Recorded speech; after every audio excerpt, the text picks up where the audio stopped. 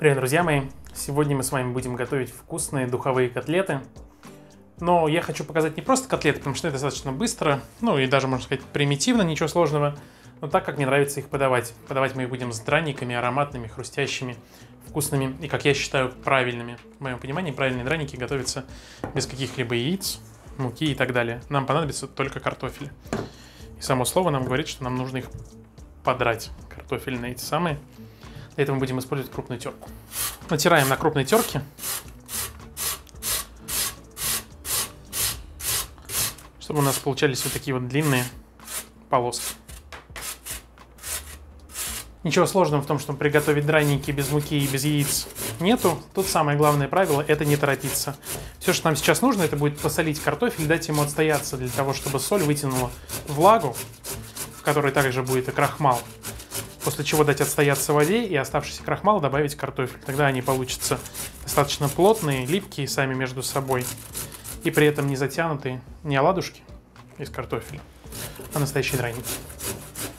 Все, вот такой вот, видите, он уже сам по себе влажный. Начинает выходить вода из нашего картофеля. И для того, чтобы этот процесс ускорить, мы солим. Соль добавляем, как уже в готовое блюдо. Вот так. И хорошенько перемешать, чтобы соль начала делать свою работу. Уже можно слышать, как картофель начинает хлюпать. И все, не мучайте его, оставьте его минут на 15-20 для того, чтобы он постоял. Вода вся выделилась, она нам еще потом понадобится. Мы же переходим к приготовлению котлет. И первое, с чего мы начнем, это начинка, которая будет в них использоваться. Для этого я буду смешивать два вида сыра. Это может быть российский сыр сулугуни. В смысле, российский сыр, может быть сулугуни, может быть какая-то гауда. Тот сыр, который будет отвечать за тянучесть.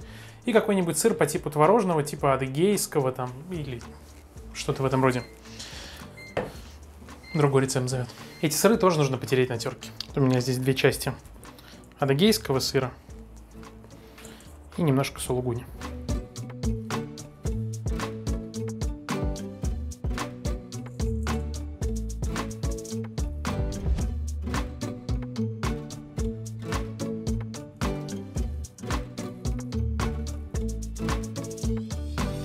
Сыры я использую не сильно соленые, поэтому их можно немножко посолить. И также я добавлю небольшое количество майонеза. Я вообще небольшой сторонник того, чтобы использовать майонез при запекании блюд с сыром и так далее, потому что, не тот этот продукт, который нужно запекать.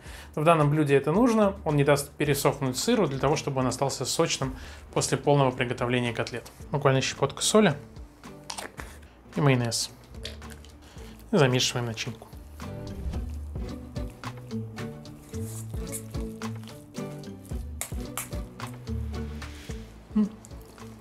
А вкусно так, что добавить чесночку, намазать на черный хлеб, и можно не готовить никакие котлеты. Тем не менее, мы переходим к приготовлению фарша. Нарезаем репчатый лук. Примерно на кило 200 фарша нам понадобится одна хорошая репчатая луковица.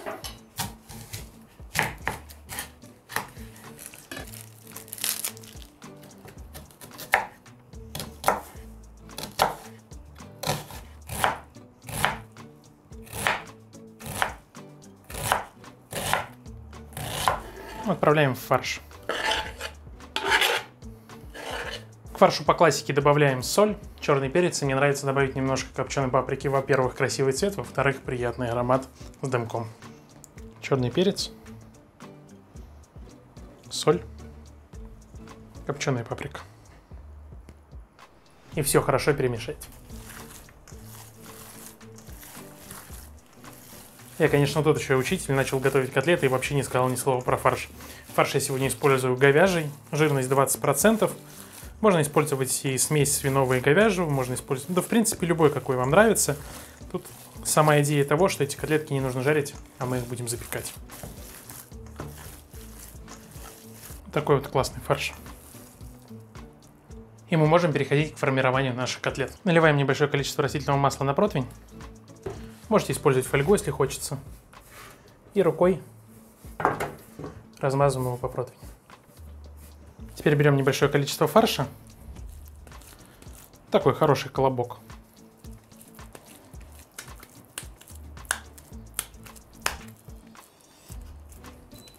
И выкладываем его на противень.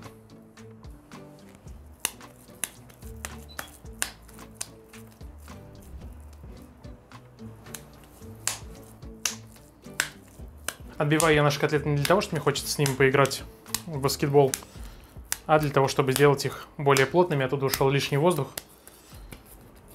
и фарш стал гладким. Отлично, наши котлеты сформированы, и теперь наша задача сделать в них центр, по типу как у ватрушки, для того, чтобы выложить туда нашу сырную начинку. Придавливаем чем-нибудь выпуклым и немножко подравниваем.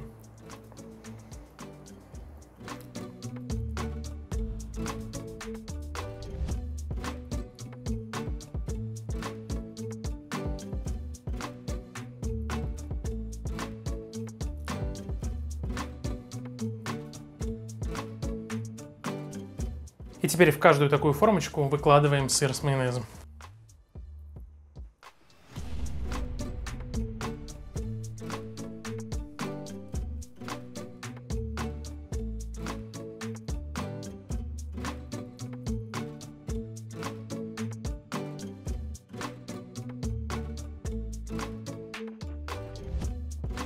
Поверьте мне, это будет очень вкусно. Но прежде чем мы отправим их запекаться в духовку, возвращаемся к нашему картофелю, из которого мы будем готовить драники. Смотрите, какое количество воды выделилось. И это надо как раз и будет нам мешать сделать хорошие драники. Поэтому теперь берем небольшими частями картошку и как следует ее отжимаем. И вот сухую отправляем сюда.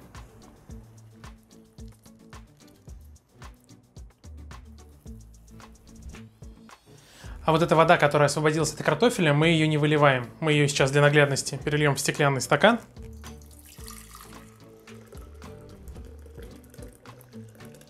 И дадим ей буквально 15 минут еще раз отстояться. Вы увидите, как на дно выпадет картофельный крахмал, а сверху останется вода. Именно этот картофельный крахмал мы добавим обратно к драникам, и он добавит им вязкости. И даже более хрустящая корочка получается, если этот крахмал добавить обратно в картошку.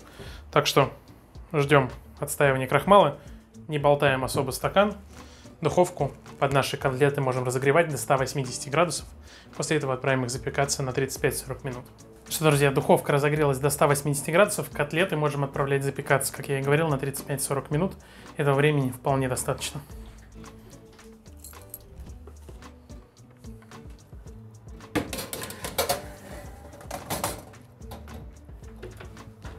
И теперь давайте вернемся к воде, которую мы оставили из-под картофеля. Посмотрите, какой слой крахмала. Вот как отчетливо его видно. Все, что осело от воды. Поэтому теперь верхнюю воду мы аккуратно сливаем в раковину, а оставшийся крахмал добавляем к картофелю и все равномерно перемешиваем. Очень густой.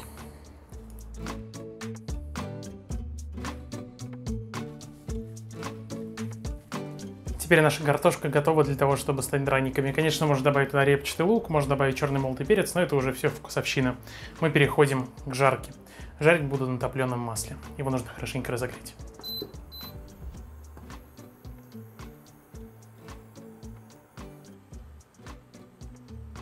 Топленое масло — это идеальный продукт для того, чтобы жарить вот такие вот обычные, домашние, деревенские, я бы даже сказал, блюда, как драники. Запах от такого топленого масла просто невероятный. Это подарок от Алексея Шарова. В зависимости от того, москвич вы или нет. Привет Костроме и костромскому топленому маслу. Ну а мы выкладываем небольшими порциями наш картофель для того, чтобы он обжаривался.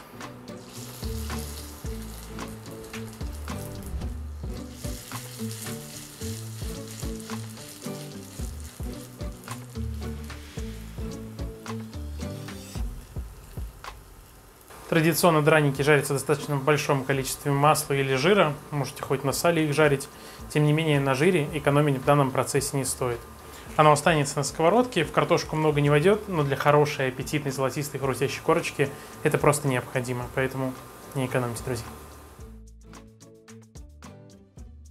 После того, как с одной стороны мы видим, что зарумянилось, переворачиваем драники.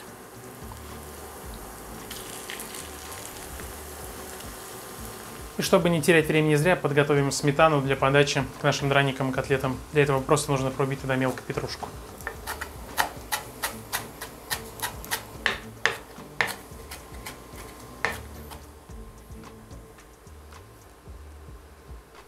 Первая партия драников готова. Можно снимать. Точно так же обжариваем все остальное, дожидаемся наши котлеты и будем подавать к столу.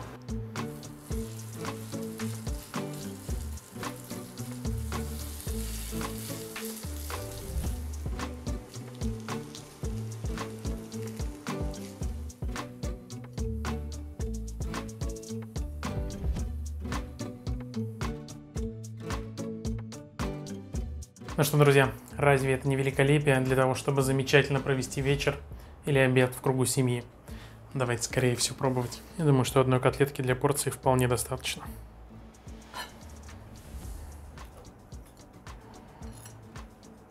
И штучки 2-3 драников.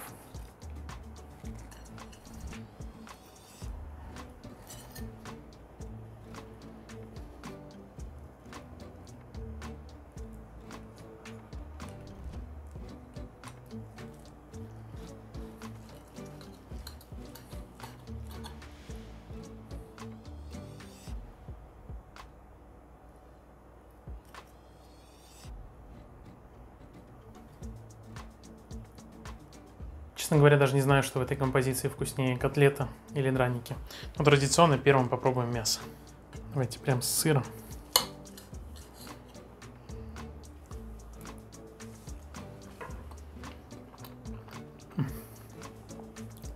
Ничего лишнего. Насыщенный, яркий мясной вкус. Плавленый сыр. Лучшее, идеальное сочетание. Ну и, конечно же, на топленом масле.